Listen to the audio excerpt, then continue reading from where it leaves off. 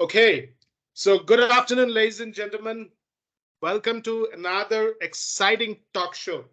I'm your host, Anirban, and I have with me Neha. And today we are diving into a topic that affects every aspects of our lives, the art of articulation and communication. We have some incredible people lined up who would help us delve deeper. They will share some fantastic insights, tips, and personal experiences to help us all become better self of ourselves. We have with us Swapnil Nayak, Gaurish Abhisheki, Dipali Pawar, and Kedar Kamath. A big round of applause for all of them. Now, you might be wondering, why are we talking about something as everyday as communication? Well, think about it. From the moment we wake up to the time we go to bed, we are constantly communicating. Whether it's through spoken words, body language, or even our writing. Communication is the glue that binds us together as a society. But here's the catch. It's not just about talking. It's about how we articulate our thoughts and ideas effectively. You see, the way we communicate can make or break relationships, careers, and even our personal well being. And in today's fast paced world, where we are bombarded with information and technology, the art of articulation and effective communication is more crucial than ever. It is not just about what you say, but how you say it. It's about understanding your audience, conveying your message clearly, and most importantly, listening actively to others. Throughout this talk show, we'll explore the nuances of articulation and communication. We'll discuss the power of words and how they can shape perceptions, the role of body language in conveying our emotions, and the art of active listening that fosters meaningful connections. So grab a cup of your favorite beverage, sit back, relax, and get ready for a fascinating conversation about the art of articulation and communication. It's going to be it's going to be an enlightening and enjoyable ride. And I promise you, I'll leave you'll leave with valuable insights that you can apply to your life immediately. So without further ado, let's dive right in. Now, the question is for Swapnil. Uh, could you please explain why pre-sales is so important? Could you also share any interesting incident around the same and your takeaway from that? Yeah, thanks, Anirban, and happy to be part of the talk show. So before I come to your questions, some may want to know the difference between sales and pre-sales. So sales team function manages customer relationships, while pre-sales team helps the sales team on the technology front. So pre-sales can make or break a deal and hence play a pivotal role in the success of the company. Effective communication by pre-sales is important to instill confidence into customers that our services, our products are world class. The pre-sales team plays a major role in understanding the customer requirements and challenges and coming up with a tailored solutions to meet their business needs. Preparing technical collaterals and presenting on technical capabilities and products. Propose cutting edge solutions to our customers so that they are ahead of the competition. Helps identify risks early in the game and come up with the right project plans to ensure that the business needs are met in due time. Right. So that's in short why pre-sales is important. I think the other question that you had is to share an interesting incident during pre-sales, right? So Right. yes, I do have one very interesting experience, rather scary, and that still gives me goosebumps. So a decade back, a team of around 100 engineers, including me, have put in Herculean efforts to come up with a major product launch. And I had to travel to the US from India to demonstrate the software to a very large enterprise client. So on the day of demo, there were around 10 plus members from the client, and I was right in between them and just praying and sweating that things go well. And ultimately, yes, the presentations went well, the deployments went well, and then we had to break for a lunch. And just before going out for lunch, I was just checking whether the deployment is really working, right? And that's when I realized that I could most of the features aren't working, and it was quite scary, right? As to the presentation, the demonstration is going to happen just 1 hour from now, and the product is not working. So I basically started troubleshooting the problem, and it was diagnosed as a permissions issue. There were not sufficient permissions, because of which the product had a problem, right? So I immediately contacted the local IT there, and they mentioned that since this is about security, about permissions, then we need to go back to our IT team from Germany who had the required privileges.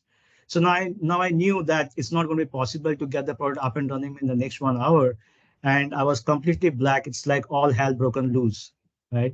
So I knew that there could be a situation like this that I may run into, and hence I had a plan B, and I had an alternate setup on my laptop where the product was just running fine, and that's how I could continue with my demo post lunch. And the demo went quite well. The customers were delighted with the features because they were more in line with their business needs. So overall, things went fine. And basically, the takeaway is always have a backup plan, especially during demos. Yeah, that's it from my side. Thank you. Well. Uh, I mean, pre-sales helps in making and breaking the team, and one must always have plan B. Well, that was perfect, actually. Thank you for the words of wisdom and for sharing your experience, Swapnil. Now, moving on to the next panelist, we have Gaurish. So, why do you think customer interviews are essential? Could you please share any interesting incidents around customer interviews and your takeaway? Over to you, Gaurish. Yeah, thanks, Anirban. Hi, all. We must be interacting with customers on periodic basis, right? So imagine a scenario where a client makes a problem statement, a one-line statement, and we start implementing it immediately. So the probability of failure is more, right? So this is similar to going to a doctor for stomach ache, and without examining or asking any questions, he hands out a prescription to you. So it's the same. So basically, such interviews and clarifications avoid costly mistakes, okay, which can arise due to assumptions.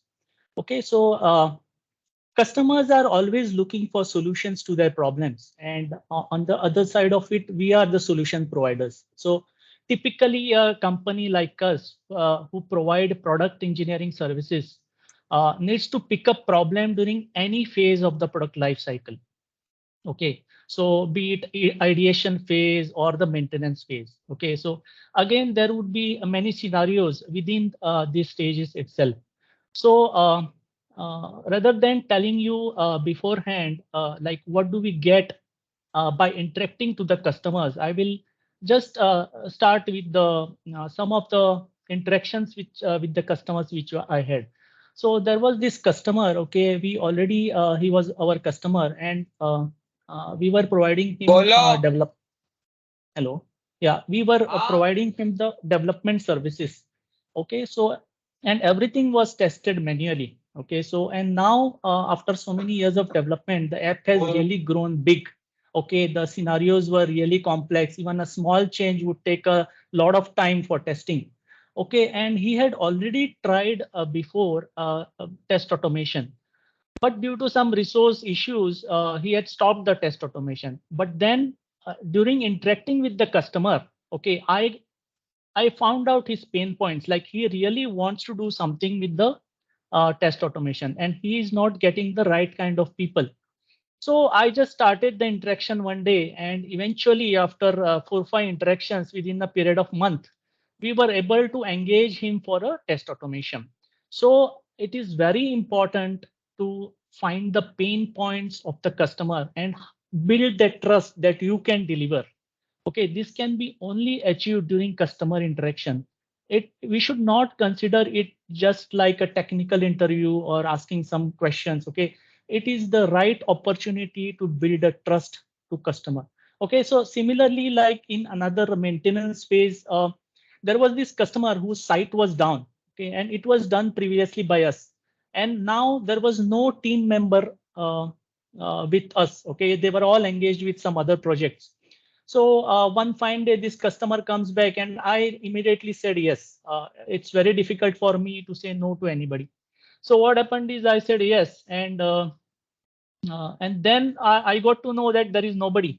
Okay, so then I had to really interact with this guy, and I had to ask him pinpoint questions, get the documentation. Okay, and then we were able to make his site up. Okay, that was the best part. Uh, so um, uh, so he must be really positive with us. Okay, engaging with us. Then there was one more interesting, which this was before COVID probably, because that time we used to have physical meetings. Okay, and our customers like were from EU, and they were like multilingual. Okay, and even our app was multilingual, and many scenarios were there where the app used to behave based on the location of the customer. So during the physical interviews, physical meetings, uh, the customer, they used to speak in another languages, and they were reluctant to speak in English sometimes. Okay, and we have to really explain them in simple words. Okay, go step by step. So I can conclude that each customer is like he has his own distinct needs. He has different preferences, different experiences. So we have to really adapt based on the customer needs. And during the customer interviews, we have to adapt according to the interaction with the customer and provide effective services. Okay. So to sum it up, customer interactions are the pillars and fundamental elements, okay, which help us achieving customer success. Thank you. Well, again, I mean, the probability of failure and avoiding costly mistakes are so important. And obviously, finding the pain point is something that is, I mean, you cannot just go do away with. That was spot on, actually. And obviously, last but not the least, every customer is different. There is no one size fits all kind of a solution. Thank you so much, Ganesh, for the pearls of wisdom and for sharing some interesting insights. Now, let me ask the audience. So, audience, are you guys ready? Let me ask you this question and understand the kind of things you guys have experienced, right? So tell me about any interesting incidents around customer interviews that you guys have experienced at any point in time in your life, in your career, or whatever. Okay, so we have Vinayak. Am I audible? Yes, you are, Vinayak. Yeah. Thank you so much for passing it to the audience so that even we can share our experiences. I'd like to share a short experience that taught me the importance of effective communication during one of the customer interviews that I learned a few years ago. I hope that it might be useful to someone and a few of them might relate to my situation. So a few years back, when I was not a part of the AFour family, I had a very challenging talk with a new customer of ours. The customer was extremely frustrated due to a prolonged issue related to web development, as it was as it was not matching his expectations. So I decided to step in and approach it with empathy and active listening. So I let the customer express their concerns without any interruption and fully acknowledge their problem. So instead of jumping straight into solutions, I started asking them probing questions to understand the issue comprehensively and jotted down key pain areas. So this really helped me to identify the root cause and address it effectively. At the same time, I provided clear and concise explanations outlining the steps to resolve the problem.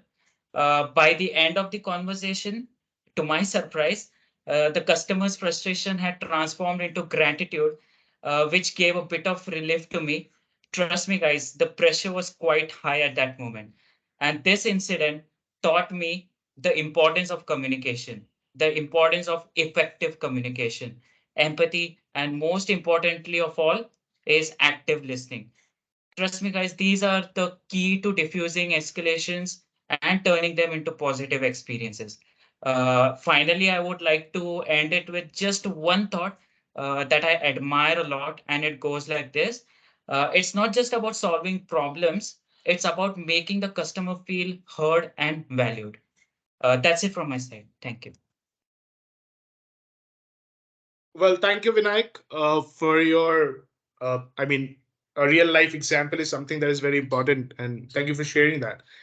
Uh, do we have anyone in the team here who wants to? Okay, we have Adil. Adil, Yep. over to you. Thanks, Anirban. Hi, everyone. Good evening. So, one thing that personally I would like to share is again my experience from my previous organization where we were working with one of a very large enterprise clients. And for some reason, we were kind of having a lot of problems in delivering what they wanted. So, when I got onto the first call with them, they said that, we are going to sue your company, this and that, because they were completely frustrated. So, what's important is what I personally have experienced is in those cases, you should never take anything personally. It's nothing against you as a person. It's always because you are representing your organization in front of the customer, right? So what is important is, as also what Vinayak also mentioned, be empathetic with them, jot down each and every small point, including the the's and the ands and the ifs and the buts, so that you give them that credibility that yes, we understand what you're saying. We are giving you that priority, we are giving you that importance, and trust me, when after a few months that demoter turned into a promoter for our organization, I was on the seventh heaven. So it's always something at that point in time, emotions are high, so don't take anything personally, don't react, please respond. Thank you.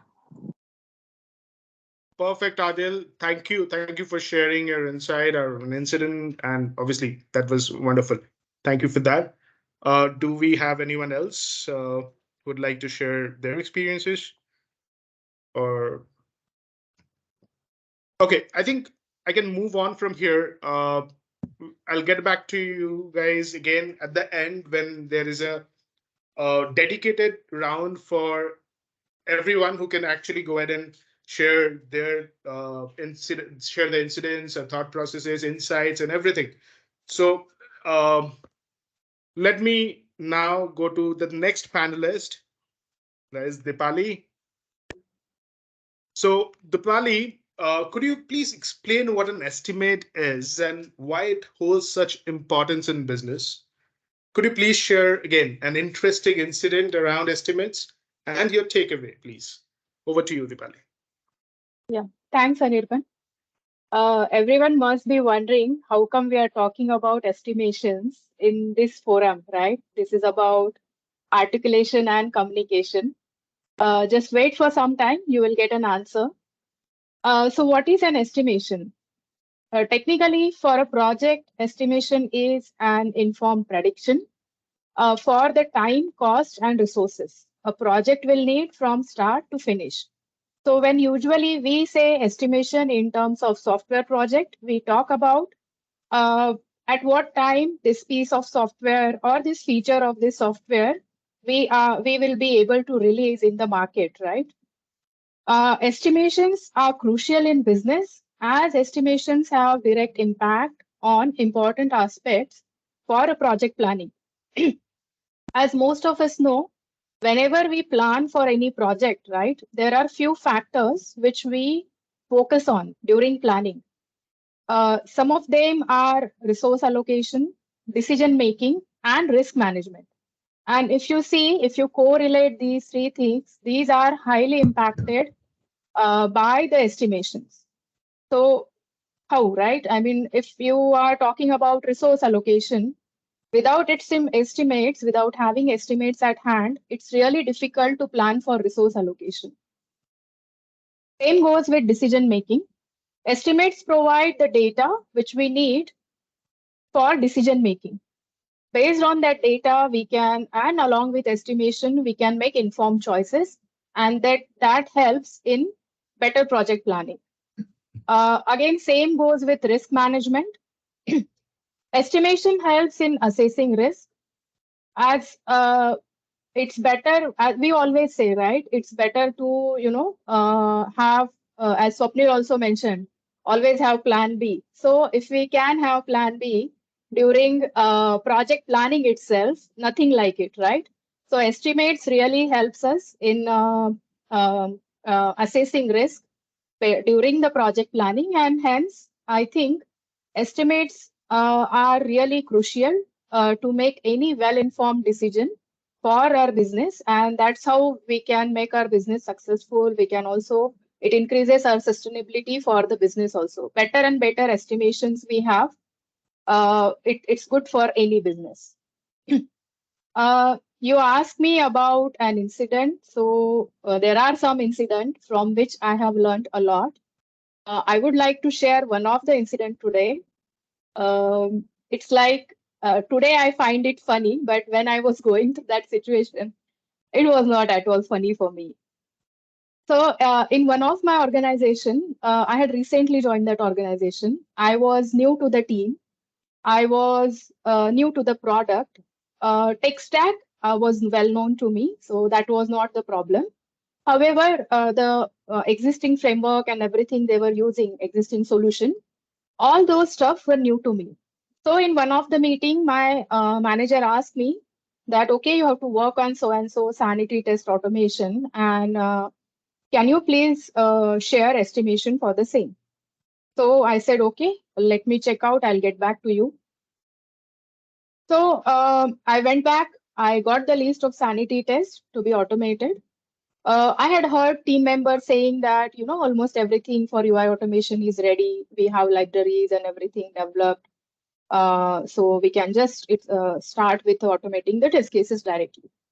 So good. I knew the complexity as, I had test cases with me. I executed them manually. So it was easy for me to gauge what is the complexity for those tests. Libraries were already ready. So that means I have to just write some code to integrate the steps, I mean, in technical terms, and write some code to validate. That's it. I can, be ready for actual test automation. So considering all these aspects, I gave estimation to my manager. Now I started with the work.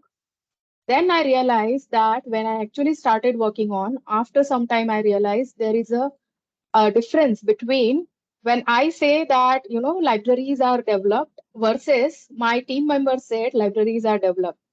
So I had assumed that, okay, basic, we talk in terms of like POM classes and this and that terminology in terms of UI automation. So I assume that is ready, like basic elements, capturing interactions, all that is developed. However, what my team members were referring to, that only common framework elements are developed. So what's the problem now, right? Problem here is that I had made some assumptions while I was estimating the task, and now that assumptions were not true. So I was in big maze because whatever I had assumed, it was not present. So that means I had to spend additional time, and I had not taken it into consideration. So what did I learn from this? First thing is list down all your assumptions. Next important thing is validate your assumptions, because not necessarily that whatever is your understanding, whatever assumptions you are making is the reality. So take out some time, validate your assumptions, and because it's highly going to impact our estimations. Communicate all assumptions you are considering while sharing your estimations. Now this is where communication and articulation part comes into picture. You have to be really good when you are communicating estimates, because You have to list down all the assumptions you are making. You have to list down other criteria also, whatever you are considering, whatever in scope, whatever is not in scope, all those things. Equally important thing is you have to understand the language, terms, and terminologies which are getting used by your stakeholders. Use the same terminologies, use the same language while you are communicating about the estimates. And that helps you, everyone in the team, along with the stakeholders, to be on the same page. Yeah, so these were few learnings for me from this incident. I hope it will be helpful to the audience as well. Well, thank you. Estimates are one of the most important pillar in project planning, and they're very crucial for a well-informed decision in business. Again, thank you so much, Dipali, for sharing some fantastic stuffs and for sharing that funny anecdote. Well, not funny always, I know, when someone is in that situation, but certainly thank you for making it a little, funnier or showing the funny side of things at times. Now, moving on to the next panelist, Kedar. Why is handling escalations effectively essential? Again, any interesting incident around customer escalation and your takeaway from such a situation? Over to you, Kedar. Okay.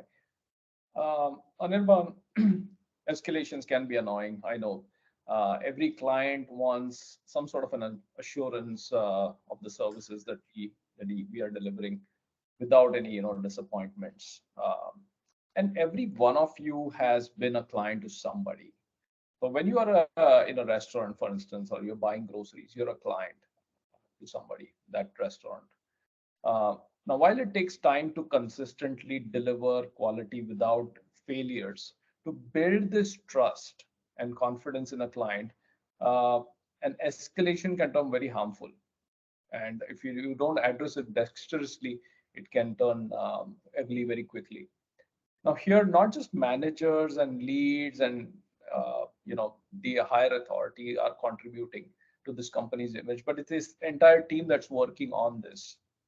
So actions speak louder than words. In today's technological revolution, your tech debt and your actions or your work speaks for itself. Now, if you were to go to a restaurant, for instance, and you order a dish, the place becomes your favorite only when they consistently give you an experience that you expect, right?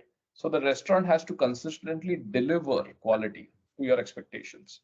Now, an escalation here is when you complain to the manager of that restaurant, that you go and say there's a serious damage. Now, when would you do that? You would do that only if you, let's say, came across something very offensive in the food or the unhygiene of the place or something. You would not escalate it and tell the manager if, let's say, the salt is missing in the food or maybe minor things here and there. So you're basically you might just give a feedback if there's not really something that's gone wrong here. So to understand, an escalation means that you have made a grave blunder, or there has been a consistently some sort of an ignorance on your part to expectations. So now there are scenarios where the blunder might be, even a fiasco, for instance, where the client may not even escalate it, simply take action and alter the whole business.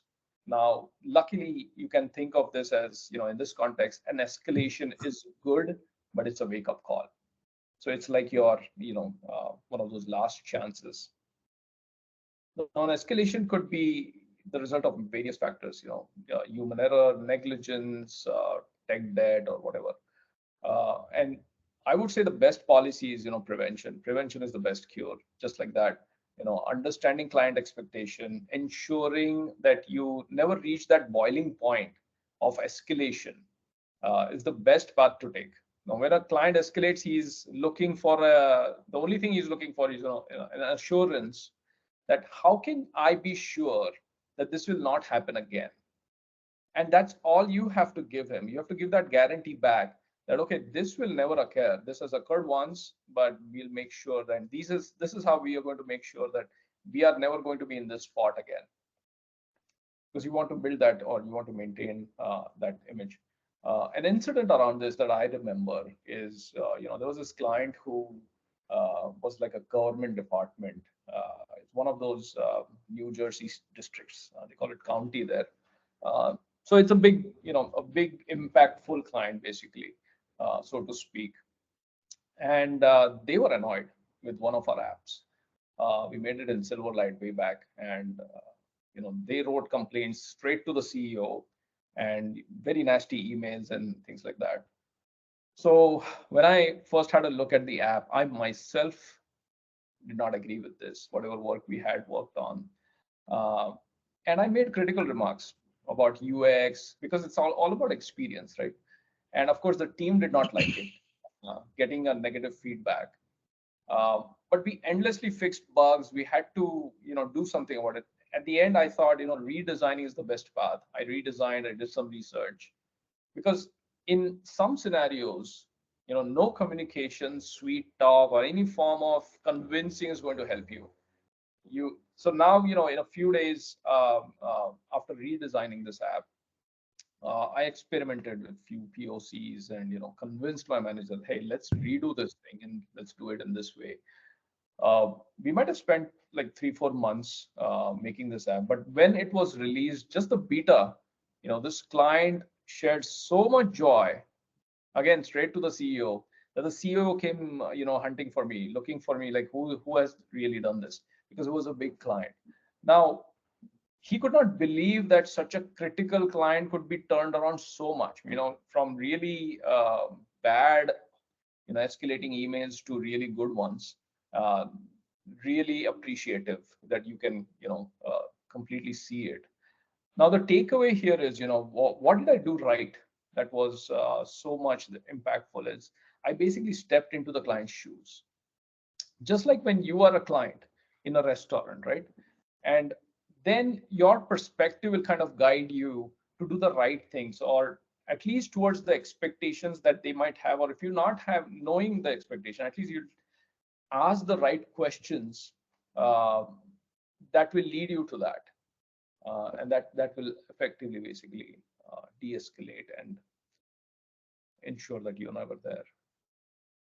Hope that makes sense. Certainly, escalations can be annoying for sure. I mean, they are, if not addressed, timely could turn really cruel. And when a client escalates, they're looking for an assurance. That was spot on. I mean, bang on. Thank you so much, Kedar, for sharing some amazing insights. And that was an interesting incident. Appreciate it. Thank you for sharing once again.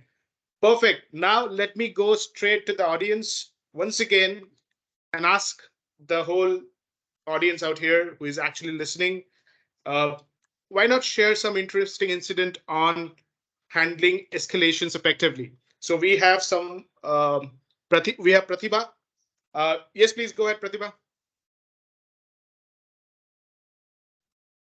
Hi, Anirban. I just generally wanted to share few experience, like not exactly an escalation, but maybe I can go with pre-sales one, what I had what I experienced before.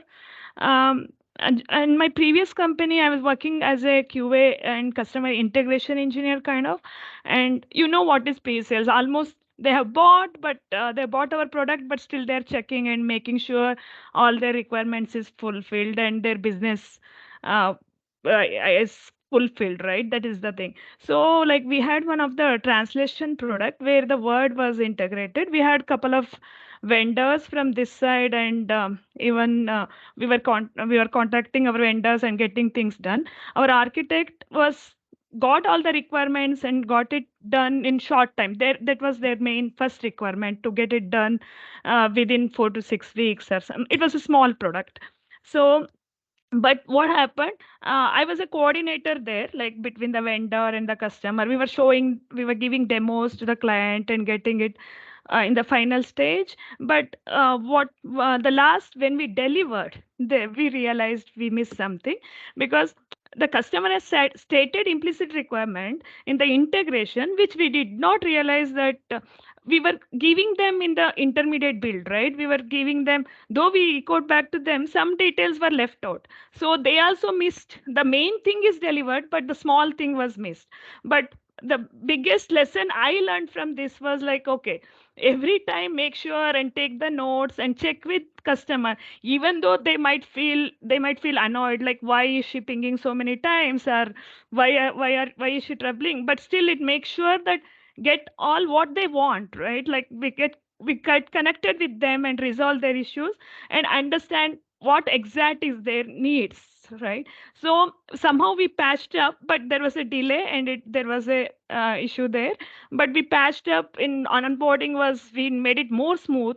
Like we gave them we did that like extra mile. We went like we were not part of that solution engineering team who does the onboarding, but still we were involved and make sure it was smooth, and that was good. End was all good, but just following up, and I learned all this lesson and make sure now also, like whenever we need something, follow up with that team and make sure follow up with the vendor and make sure with client, okay, this is what you need, okay, we are not missing any point. Yeah, that's what I wanted to share here, Anirban. Thank you. Thank you, Pratibha. Thank you for sharing and interesting. Again, thank you for your for that interesting thing. Alright, but yes. So, I mean, let me move on to the next thing. So, yeah. So we have Neha as well here. So let me hand over the mic to Neha. Neha, over to you. Yes, thank you. Thank you, Anirban. Good afternoon, everyone. Thank you for handing over the stage to me. Indeed, it's amazing to hear about experiences and incidents from our eminent panel members around today's topic, that is art of articulation and communication. In fact, the topic is very vast, and today we are covering only some part of it, which resonates with how we come across some typical situations in our day-to-day lives. So let's hear more from our panel members. Let me ask the next set of questions. And the first question is for Swapnil. So Swapnil, have you ever been put on spot in pre-sales call for capabilities, and how have you responded to it? A humorous tip if you can give on spicing up communication during pre-sales. Oh, yes, putting it on the spot happens every now and then, trust me. So during a high stake pre-sales call with a very large client, I was asked about a specific capability after a demonstration that our software did not possess. So the capability asked is basically integrating our solution into a third-party business analytics tool that executives would refer to for business insights. So that was the challenge, right? And that's where I was put on the spot. So instead of immediately dismissing the request or making false promises that we would not be able to keep, I knew I had to handle the situation tactfully. So first, I just acknowledged the gap, that yes, we do have this gap in the product, explain the current capabilities of the product and how it solves many of the other business requirements. I also did offer a quick temporary solution wherein we had an option in our product to export this data to a CSV file and then import this CSV file into this third-party BI tool. Right? And also explain that we could automate this process, which means that it's a seamless integration in a way. So basically what I did was offered a temporary solution and then also explain to them that the gap that has been identified will also be incorporated into our roadmap. And you can expect this feature out of the box in the coming quarter.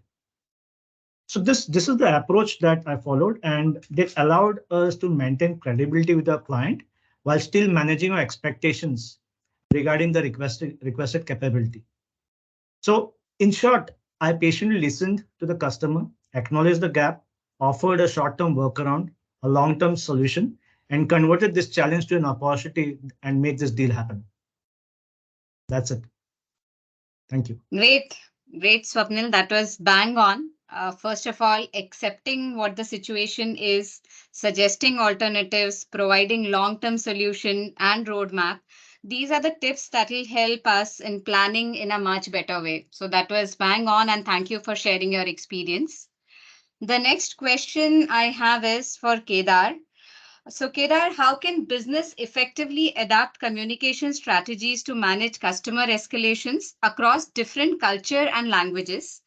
And how can business effectively manage customer escalations in the era of social media and online reviews? Thankfully, we don't have to worry too much about languages these days. I'm not talking about translators and auto translators. Most of us do speak English and we do communicate in a common platform. Though, yes, I still find, different people's English not agreeing with each other. Culturally, there's a big difference. Essentially, I find that we as Indians are culturally apart from the rest of the world. And most of our clients are either Westerners or adopted to some sort of a Western culture.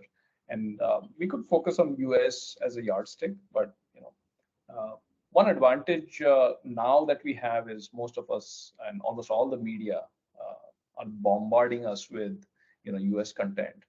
So, however, there are few things that I have noticed, that could help in strategize or define a process or a communication strategy. One thing to note is, privacy is an important concept, especially since we are trained differently as Indians. Asking people, for instance, personal questions or, may easily offend a Western client. It's best to study a particular culture, I would say, as we may not even realize that we have done some damage. There could be many do's and don'ts, what is considered offensive in a particular culture. And this could be a continuous learning and adoption. However, we should have a process around lessons learned, and we should adopt to those about that culture. I can share a few reference or examples. Like one of the days, my American boss shared with me that he finds it very offensive when people in our Indian offices call administrative staff as peons. I found that very strange when they come down and they have their own observations, and it's a lessons for us. Though, of course, this all came from British culture in the past, and even the American themselves had slavery. The world now has changed so much that when they come here or they see us, they found certain things, not so um, not so agreeable. Treating everybody, for instance, with respect and equality is kind of like the norm, and equally calling somebody sir also has raised eyebrows, for instance. So this is like the cultural thing aspect that is very much something that one should keep in mind. And general strategies that companies adopt is they make SOPs or process definitions, some sort of a cultural based communication trainings and so on. I've seen call centers do that here in India. However, the best learn with experience is like the way to go. The guidelines could be, because we learn by experience better than anything. For the starting point, you could have some sort of a guidelines and SOPs, but to actually adopt or to imbibe those things, this could be a mantra for continuous learning strategy in that direction. Now we might increase communication to the client and keeping him up to date with things and statuses and discussions, and that could be one strategy. As misunderstandings and communication gaps is like the key in generally the key or issue in every project. But mind you, this is not a mantra to solve all the problems. Communication is not going to solve all of your problems.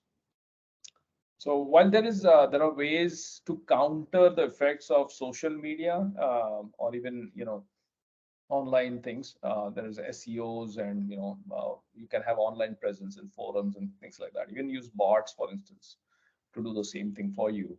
I would say the best strategy that I have adopted to at least is my work speaks for itself.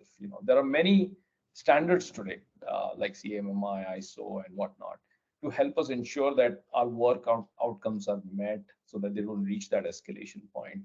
And most companies fall back to these. However, I think in the future companies might adopt to AI tools to judge the work outcomes, employee productivity, which might completely eliminate this whole process of standards and so on to ensure that our work products are in line with what we are essentially doing. And that's the key to that's the key strategy basically to avoid going to that spot again. Now each team member as such contributes to what the customer thinks about us. It's not just leads, as I said earlier.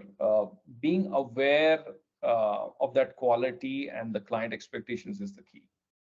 Most people either are not interested or they are not at all aware of the business goals that the client is expecting or wanting.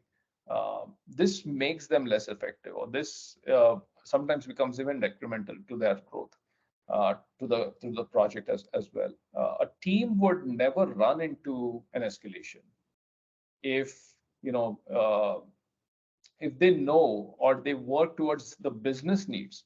And it's the job of the managers or the leaders to ensure that they communicate, or they at least find out first what the business needs is, the business goals, or client is trying to do this, the context essentially, and then convey that to the team. And this is a constant process. It's not a one-time process to actually bring that particular success, to actually know the business goals and adopt to those things. And that could be a good strategy around you know any culture or languages or anything, so that effectively there's no escalations as such. Great. Yeah. Thank you, Kedar, for very apt answer. It's definitely more challenging in today's era of social media and online reviews to manage escalations, rather to know the customer well, when we know that everyone can know everything in a jiffy. Thank you again, Kedar, for sharing experiences. The next question I have is for Gaurish. So, Gaurish, how can business effectively prepare for customer interviews to ensure they extract meaningful and actionable information? What aspects of communication are key here and why?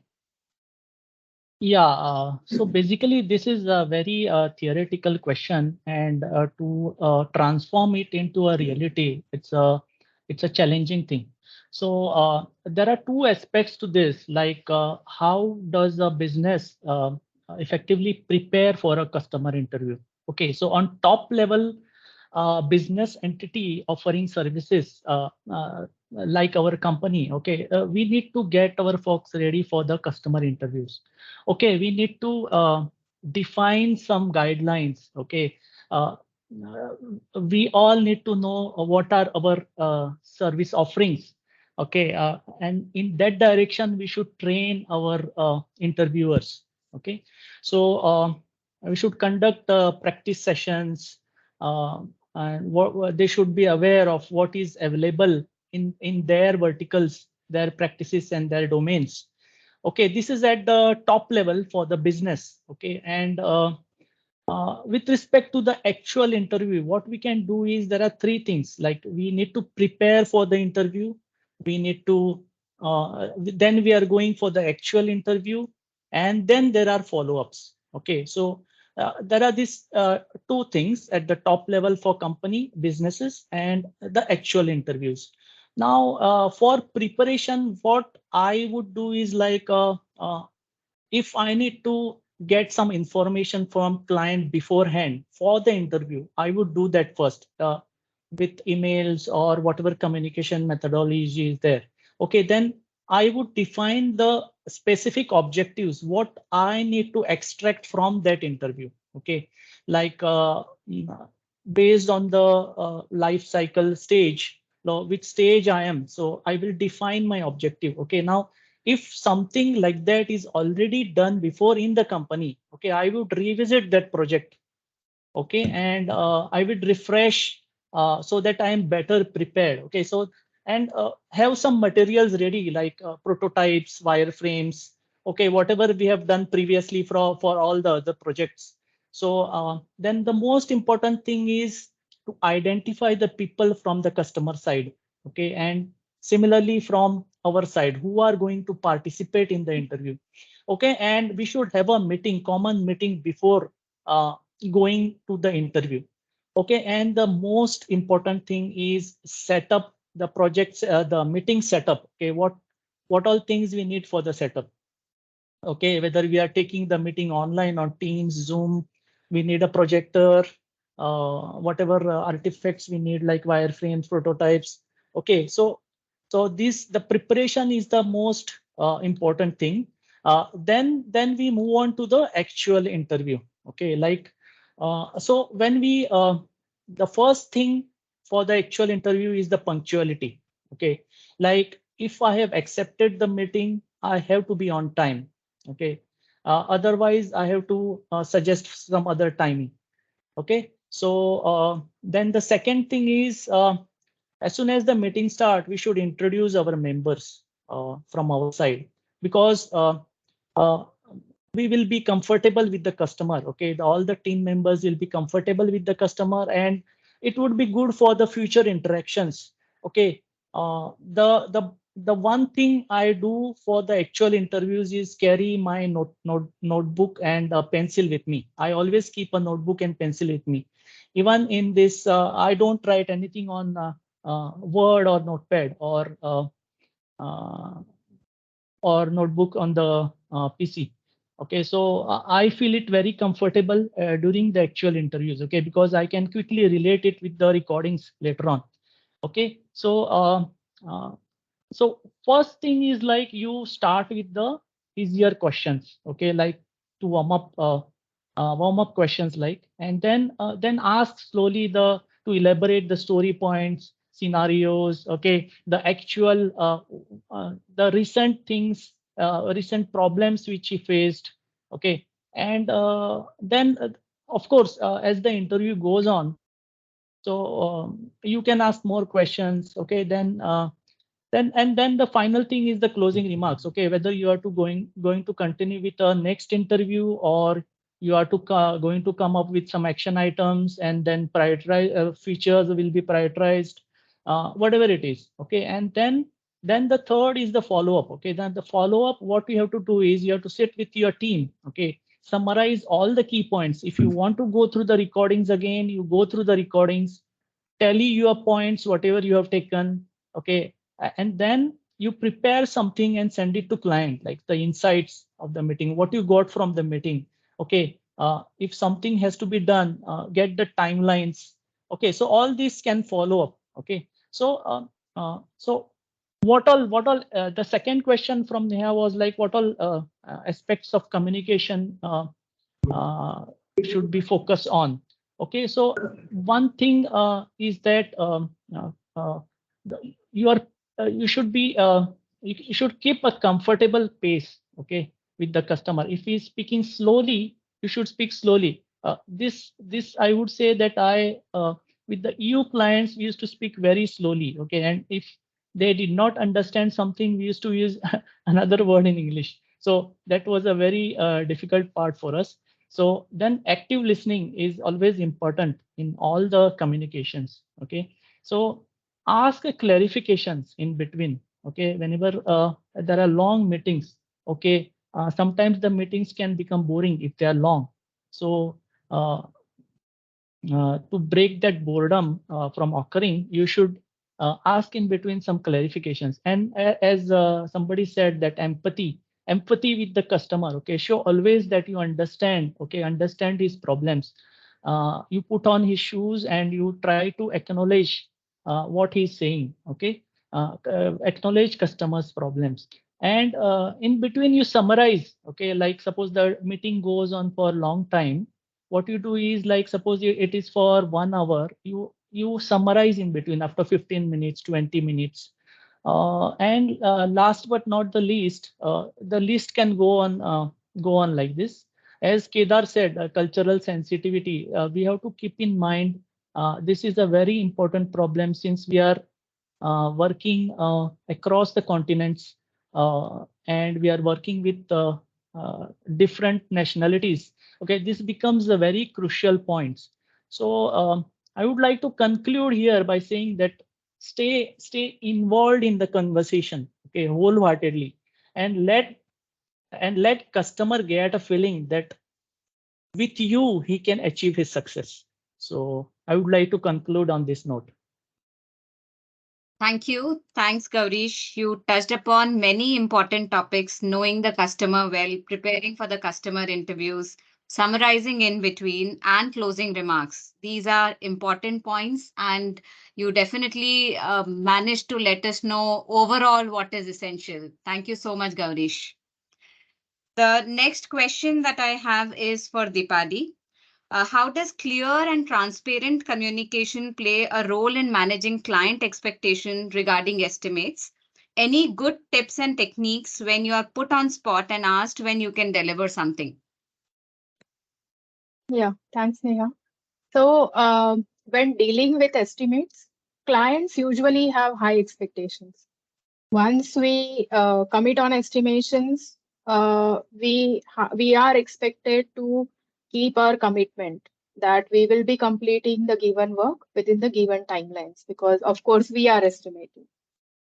So, however, in reality, what happens? Not necessary every time estimations will be accurate. So, in order to maintain a good rapport with the client, it's better we have crisp and clear communication throughout the phase we are interacting with the client, not just at the start of the project when we are providing estimations. So first and foremost, important thing on communication front with respect to estimations is set realistic expectations. Make sure all stakeholders are on same page. Clearly define the scope you have considered for the given estimations. Because as I mentioned, right, in one of the incident I shared, we are not what exactly we are going to consider, like what is in scope, what is in not scope. So that gives more clarity, better clarity to customer, which helps. If there are any certain areas which we call as a gray areas, communicate clearly about such areas. That helps to winning for winning customer confidence whenever you are communicating. Provide detailed explanation so that customer has better understanding of your assumptions and other stuff you are considering for the project timelines. If there are any updates to the estimations, please communicate those updates proactively. Many times what happens when we start with the project, we are not clear about certain areas. So we estimate based on our understanding at that point of time. However, once we start with the projects, then we get to know, okay, this part might not take the expected time. Okay, it can take longer, or even it can take shorter. If shorter, obviously, customer is going to be happy, no issues. However, if it's going to take longer, as soon as you come to know, please communicate such things clearly to the customer. So I think these aspects of clear communication will help us to win customer confidence when it comes to estimations. Now, sometimes you might need to share estimations on spot, and it's a tricky situation because most of the times, not necessarily that you have done the same kind of work. Even if you have done same kind of work in past, customer expectations might be different. Not necessarily that expectations remain same with customer one versus to any other customer. So in such situation, few tips which has helped me, I would like to share. First thing is ask more questions and try to get more and more clarity on what is expected. Understand your requirements. Get clarity about the scope of work. Because many times we assume that when someone asks us that, can you do this work? Uh, we don't actually, we assume that, that means we have to do it within 3 months or within 6 months. But not necessarily. Client might be having an idea that, okay, I want to get this work done. However, I'm ready. So getting more clarity on scope of work will help you. Instead of giving a single fixed date, provide a delivery time range. Like I can get it done in couple of weeks or couple of months, depending on the scope of the project. Even after this, if you are not still confident enough on providing estimations, then please communicate this politely, clearly, in a good way. And just tell customer that you will get back on estimations with so and so timeline. But make sure whatever timeline you are communicating, you are adhering to that. And I think that will really help in such tricky situations.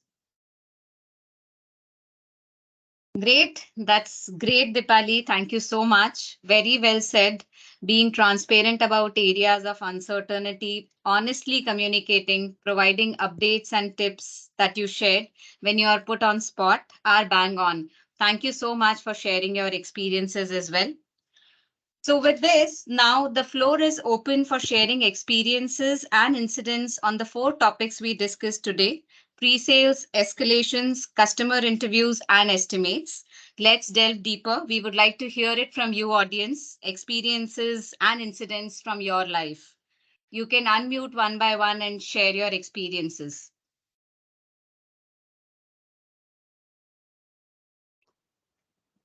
Hi everyone, good evening. Hi, Swati this Swati. side. So I like to share one of my past experience with a client from my previous company. This client was based in the US and the project was handled by a team of 4 people. So initially everything went well, but after 5-6 months, the team seemed to be stuck doing the same thing. And the client wrote an email to our manager expressing the desire to discontinue the project and due to the decline result. After convincing the client to give us another chance, my company reconnected with me. However, due to previous disappointment, the client was a bit rude and responding with a sarcasm tone. However, I took a charge of the project and engaged in conversation with the client to better understand their requirement and identify the root cause of the issues and suggesting some valuable idea. Even though my English skill were not perfect, after a few meetings, still client requests that I'll be the sole person to handle the project. So from my perspective, effective communication is not solely about proficiency in English. It's about a combination of active listening, understanding the concern, and providing solution. And last but not least, feeling and emotion make communication meaningful. And as they say, action speaks louder than words. So it's all about communication from my perspective. Thank you. Thank you, Swati. Thanks for sharing your experience. And as you rightly mentioned, it's not just about the language, it's about emotions, it's about understanding, it's about listening to people and understanding what they actually want to say. So, thank you so much for sharing your experience. Anyone else who would like to share?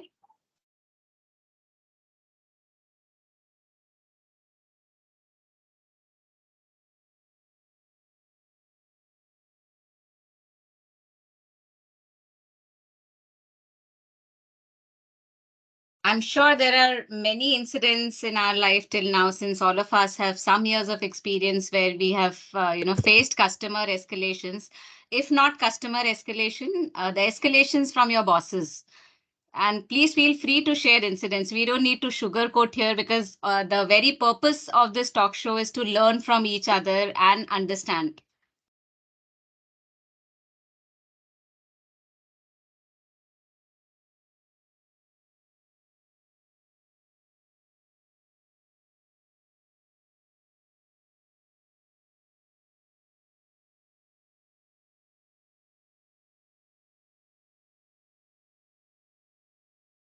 Hey, hi everyone.